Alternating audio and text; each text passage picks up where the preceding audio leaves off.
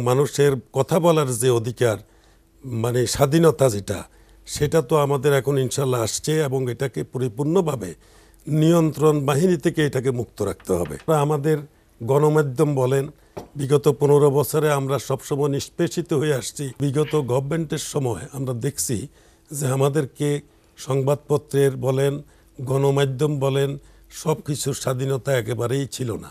জনাব সালাউদ্দিন আহমেদ, ছাত্র শিক্ষক জনতার যে গণ অভ্যুত্থান, তারপরে নতুন সরকার স্বল্প দীর্ঘ এবং মাঝখানে মধ্য মেয়াদে কি পরিকল্পনা নেওয়া উচিত বলে আপনি মনে করেন? আসলে আমাদের ছাত্র শিক্ষক এবং জনতার এই আন্দোলনের ফলেই আজকে আমাদের কেয়ারটেকার বলেন আর অন্তর্বর্তীকালীন সরকারের আবির্ভাব ঘটেছে।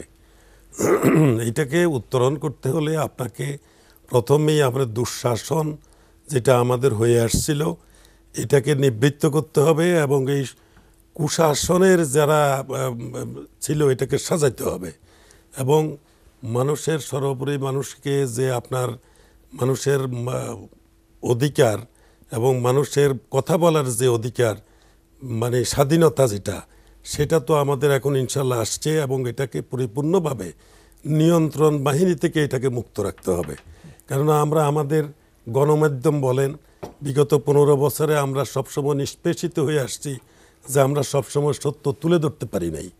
অনেক সময় সত্য তুলে ধরলে তাইলে যে সরকার গঠন করে তার অনেক উপকারে আসে, সে তার খারাপ লাইনগুলোকে সে চিহ্নিত করতে পারে। কিন্তু বিগত গভর্নমেন্টের সময় আমরা দেখছি যে আমাদেরকে সংবাদপত্রের বলেন গণমাধ্যম বলেন সব কিছুর স্বাধীনতা একেবারেই ছিল না। তার কারণ আমরা কোনো কিছু বলতে গেলেই আমাদের নিয়ন্ত্রণ বাহিনী থেকে আমাদেরকে সবসময় নিয়ন্ত্রণ করা হতো, যার কারণে আমরা সবসময় কিন্তু মানুষের চাহিদার প্রতিফলন ঘটাতে পারি নাই এবং কিভাবে সরকার চললে ভালো হবে, দেশের ইকোনমি সাস্টেইনেবল হবে, সেই জিনিসটা জনগণ থেকে আসবে।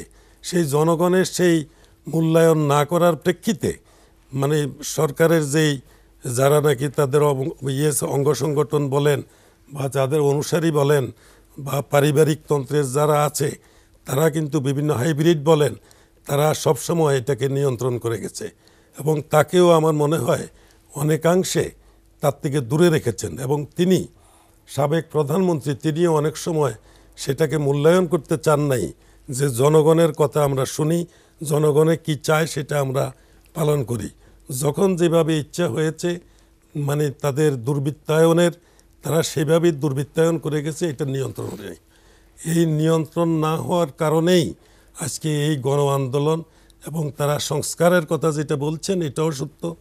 তো এটা সেখান থেকে ঘটছে। আর আজকে আমাদের ছাত্র আন্দোলন এবং ইতিমধ্যে যেই গত 1-1.5 মাস ধরে যেটা হয়েছে এর আগেও ছিল, ছাত্র আন্দোলন আগেও হয়েছে, এরপর অনেক আন্দোলন হয়েছে, কিন্তু কোনো আন্দোলনেই আমাদের সরকার সেটাকে চিন্তা করে নাই এবং তার পরিবর্তনের চেষ্টা করে নাই।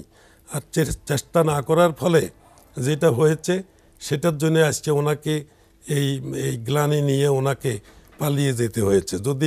তিনি যদি আগের থেকে মানুষের জনগণের কথা শুনতেন এবং আমাদের সংবাদপত্রের বলেন গণমানুষের কথা বলেন এগুলি স্বাধীনতা থাকতে তিনি অনেকটা বুঝতে পারতেন এবং সেটা সঠিক চিত্র তার কাছে ফুটে উঠত এবং সেভাবে উনি পরিচালনা করলে আমার মনে হয় না তাকে এইভাবে গ্লানি নিয়ে যেতে হতো।